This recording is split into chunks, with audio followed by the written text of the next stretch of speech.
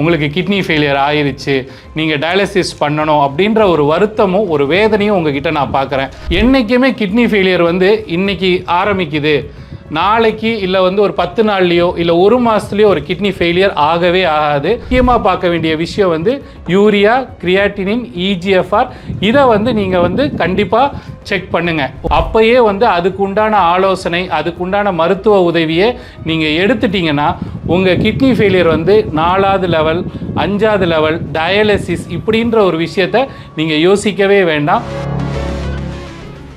அனைவருக்கும் வணக்கம். நான் உங்கள் டாக்டர் பிரகாஷ். இன்றைய ஆரோக்கிய விழிப்புணர்வு பகுதியில் கிட்னி ஃபெயிலியரை ஏன் வந்து நீங்கள் அலட்சியமாக எடுத்துக்கிறீங்க அப்படின்றத பற்றி தான் உங்களுக்கு இது ஒரு கேள்வியாக நான் கேட்க போகிறேன்.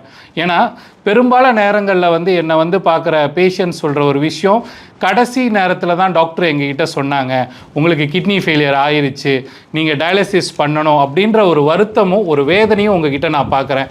ஆனால் ஒரு விஷயம் வந்து இந்த கேள்வியை வந்து நீங்களே உங்களுக்கு கேட்டுக்கோங்க. என்றைக்குமே கிட்னி ஃபெயிலியர் வந்து இன்றைக்கி ஆரம்பிக்குது, நாளைக்கு இல்லை வந்து ஒரு 10 நாள்லையோ இல்லை ஒரு மாதத்துலையோ ஒரு கிட்னி ஃபெயிலியர் ஆகவே ஆகாது. அது என்றைக்குமே கொஞ்சம் கொஞ்சமாக உங்கள் கிட்னி ஃபங்க்ஷன் குறைஞ்சு தான் அது வந்து வரும்.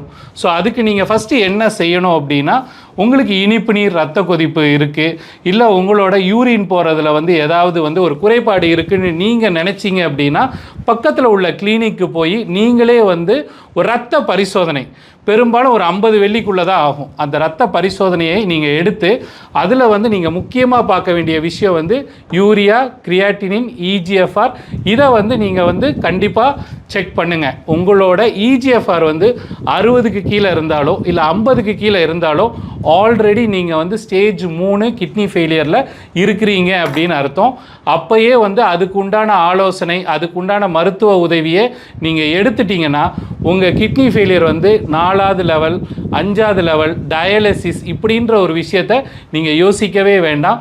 உங்களுக்கு இந்த கிட்னி பாதிப்பு இருக்குது அப்படின்னு தெரிஞ்சிருச்சு, நீங்கள் எங்களோட ஆலோசனை பெறணும், இங்கே வந்து ட்ரீட்மெண்ட் எடுக்கணும்னு நினச்சிங்கன்னா கீழே உள்ள நம்பருக்கு காண்டாக்ட் பண்ணி எங்களை நீங்கள் வந்து சந்திக்கலாம்.